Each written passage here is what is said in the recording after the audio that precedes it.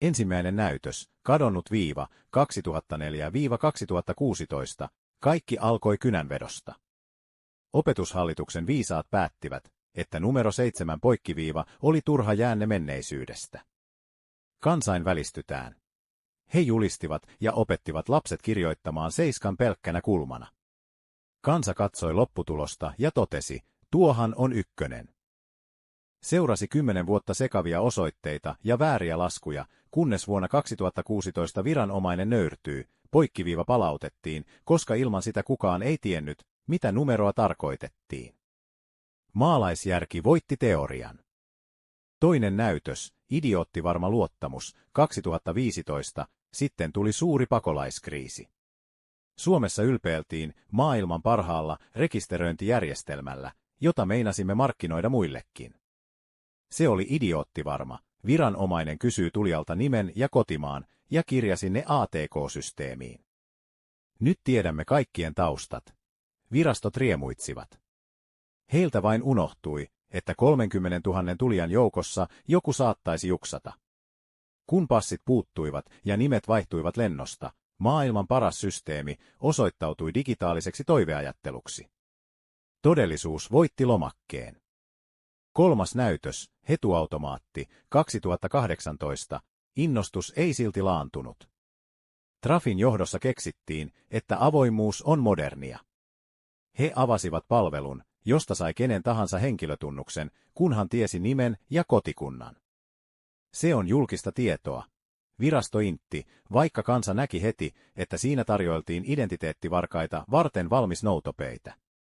Kohu oli valtava, palvelu suljettiin päivissä ja pääjohtaja joutui lähtemään. Jälleen kerran kansa tiesi heti sen, mitä virasto ei suostunut uskomaan, joitakin avaimia ei vain jätetä lukkoon. Neljäs näytös, tyhjät metsät ja suuri paluu, 2012–2026. Suurin kokeilu tehtiin kuitenkin turvallisuudella. Vuonna 2012 poliittiset viisaat päättivät tuhota jalkaväkimiinat hyvän mielen ja kansainvälisten sopimusten nimissä. Kansa ja reserviläiset varoittivat, ettei mikään kallis kaukosäädin korvaa maassa olevaa pelotetta. Viranomaiset ja viisaat poliitikot selittelivät vuosia, kunnes he kohtasivat todellisuuden. Ja tammikuussa 2026 tuli se suurin U-käännös. Kun Suomen irtaantuminen jalkaväkimiinat kieltävästä Ottawan sopimuksesta astui virallisesti voimaan, nyt he totesivatkin, että vanha ja halpa tapa oli sittenkin paras turva. Miinat palaavat varastoihin, aivan kuten poikkiviiva oli palannut seiskaan. Tarinan opetus on selvä.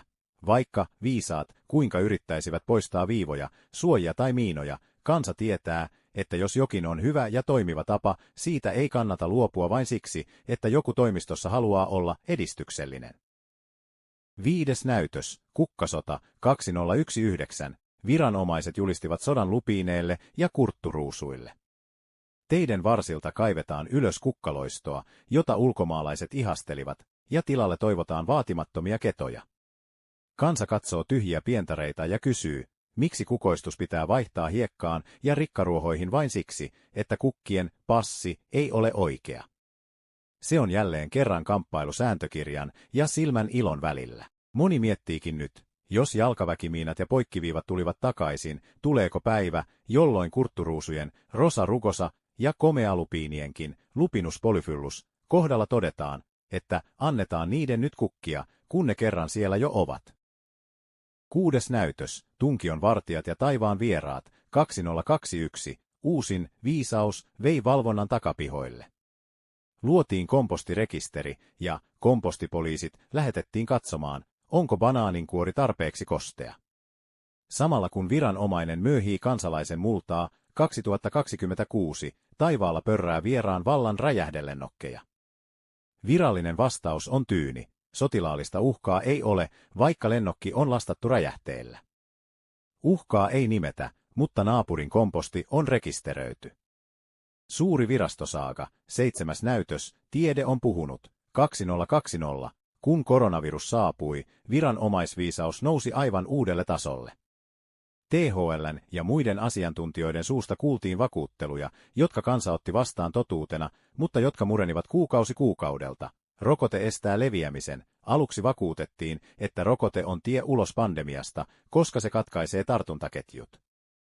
Myöhemmin jouduttiin myöntämään, että virus levisi rokotetuissa aivan kuten muissakin. Se on turvallinen, koska se jää pistokohtaan. Kansalle kerrottiin, että mRNA pysyy olkavarrelihaksessa. Sitten alkoi tulla raportteja sydänlihastulehduksista, ja tutkimukset osoittivat piikkiproteiinia löytyvän ympäri elimistöä. Ei läpäise istukkaa. Vakuutettiin, ettei rokote vaikuta sikiöön tai hedelmällisyyteen. Seuraavana vuonna 2023 Suomessa hedelmällisyysluku oli koko tilastohistorian alhaisin, alkaen vuodesta 1776, mikä sai kansan kysymään kysymyksiä, joihin viranomaiset vastasivat kiertäen. Tämä 7. näytös noudattaa saagan synkintä kaavaa. Viranomainen jakaa ehdottomia totuuksia. Tämä on täysin turvallista ja estää kaiken, kuka muuta väittää, on väärässä. Kansa havaitsee arjessa, että tauti leviää silti ja sivuoireita ilmaantuu. Todellisuus. Vuosia myöhemmin myönnetään hiljaa, että tieto on tarkentunut. Aluksi luulimme, että jää lihakseen. Kyllä me itse asiassa tiesimme heti alussa, ja meitä harmitti, kun valmistaja ei luvannut. Me lupasimme, että tauti ei leviä ja olet vastuullinen, kun otat. Mutta alkuperäisistä vakuutteluista aiheutunut luottamuspula jää elämään. Tarinan loppusanat. Nyt saagamme on tullut päätökseen. Se alkaa pienestä poikkiviivasta ja päätyy kompostipoliisien, lennokkien ja globaalien rokotekampanjoiden kautta samaan johtopäätökseen. Viranomainen haluaa hallita maailmaa kaavioilla ja juhlapuheilla, mutta kansa elää todellisuudessa, jossa numeron pitää näkyä, rekisterit pitää suojata, vihollinen pitää nimetä ja omaan kehoon liittyviin vakuutteluihin on syytä suhtautua varauksella.